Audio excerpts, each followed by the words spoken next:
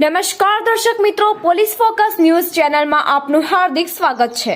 કેટલા નકલી ટોલ નાકા છે? પ્રગતિશીલ રાજ્યમાંથી વધુ એક નકલી ટોલ નાકો જૂનાગઢમાંથી ઝડપાયું। ટોલ નાકાથી 500 મીટર દૂર અસામાજિક તત્વો ટ્રાફિક ડાયવર્ટ કરીને કમાણી કરતા હોવાનો ટોલ નાકા તંત્રનો આરોપ। રાજ્યમાં અસલી કરતા નકલીનો વેપાર વધ્યો હોય તેવો વધુ એક કિસ્સો સામે આવ્યો છે। નકલી અધિકારી, નકલી ઓફિસર, નકલી ભરતી, નકલી પોલીસ, નકલી ટોલ નાકાનો પર્દાફાશ થયો છે। ભેજા બાજો કેવા પેંતરા રચીને રૂપિયાની ગેરકાયદેસર કમાણી કરી લે છે તેના ચોંકાવનારા અનેક કિસ્સા સામે આવતા રહે છે।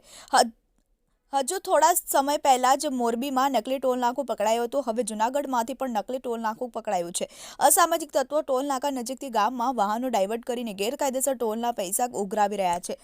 જૂનાગઢની વંથલી નજીક ગાદોઈ ટોલ નાકાના મેનેજરે આક્ષેપ કર્યો છે કે કેટલાક અસામાજિક તત્વો ટોલનાકા નજીકથી ગામમાં વાહન ડાયવર્ટ કરીને ગેરકાયદેસર ટોલના પૈસા ઉઘરાવી રહ્યા છે।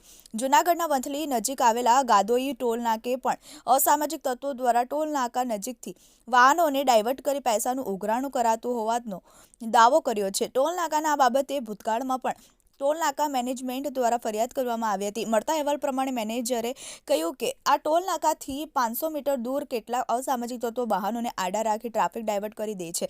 અનેક વાહન ચાલકો પાસેથી પૈસા વસૂલ કરવામાં આવે છે, તો બીજી તરફ ટોલ બૂથને દરરોજના 2 થી 3 લાખ રૂપિયા નુકસાનનો પણ દાવો કરવામાં આવ્યો છે। મિત્રો, આવા જ અવનવા સમાચાર જાણવા માટે અમારી ચેનલને લાઈક કરો, સબસ્ક્રાઇબ કરો અને બેલ આઇકોન પર પ્રેસ કરો, જેથી અમારી ન્યૂઝની બધી જ અપડેટ આપને મળતી રહે।